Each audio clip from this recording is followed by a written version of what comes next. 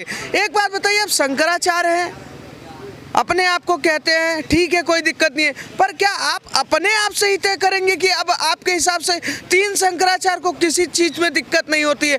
जब समाज एक तरफ चल रहा है तो शंकराचार्य को समाज के साथ आगे बढ़कर शंख बजाते हुए स्थापना करना चाहिए। जहाँ पर वहाँ पर आप आइडियोलॉजी अलग बदल रहे हैं। आप ऐसे शंकराचार्य जहाँ मजार पे जाके फूल फेंक रहे हैं, आप ऐसे शंकराचार्य हो गए कि तय करते हैं कि मुझे शाही स्नान करना है तो मेरे जो बटुक है वो मुझे गंगा जी में शाही स्नान करवाएंगे।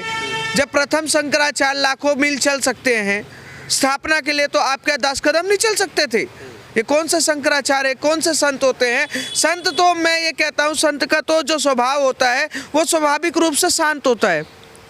संत का जो स्वभाव होता है वो हमेशा से समर्पण की भावना रखती है। सनातन के लिए हमेशा से उन्होंने कहीं ना कहीं अपने आप को लोगों के साथ सेक्रीफाइस भी किया है। पर हमारे ये शंकराचार्य एक ऐसे शंकराचार्य बन चुके हैं कि हर मुद्दे में दिक्कत।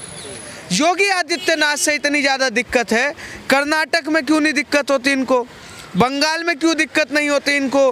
केरल में दिक्कत क्यों नहीं होती? जब केरल में वहाँ पर टीका लगाने से मना कर दिया जाता है तो हमारे शंकराचार्य जाए ना, विरोध करे। जब भगवा उतार दिया जाता है तो करे ना विरोध।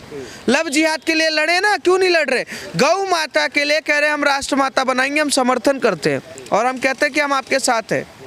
पर बोलने से नहीं होता शंकराचार्य जी महाराज, करने से होता है। आपका शंकराचार्य का जो रवैया है वो ऐसा लगता है कि कहीं ना कहीं आप शंकराचार्य का झूठा जो परचम डालकर घूम रहे हो वो आपके स्वभाव से प्रदर्शित होता है। योगी आदित्यनाथ को हर नैरेटिव में बदनाम करने के चक्कर में, जब अखिलेश यादव की सरकार थी, जब आप पर लठ चल रहा था, तब आपने इतने बड़े धरने प्रदर्शन नहीं कर रहे थे। आप उस समय आपका कोई नैरेटिव नहीं चल रहा था।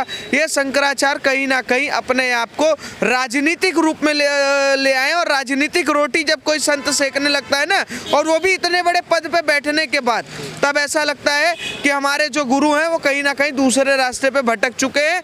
तो मैं कहूँगा इस देश के संतों से, और तीन शंकराचार्य हैं वो करें इस पर मंथन, और नए शंकराचार्य का जो गठन होता, प्रक्रिया होती है, वो स्वतः रूप से घोषित करें। वरना आने वाले समय में पता नहीं क्या और कारनामे होते हैं जैसे बदनाम करने वाले। इनसे बचने का एक ही तरीका है कि अगर ऐसे कृत्य होंगे तो उसे दूर करना जरूरी है।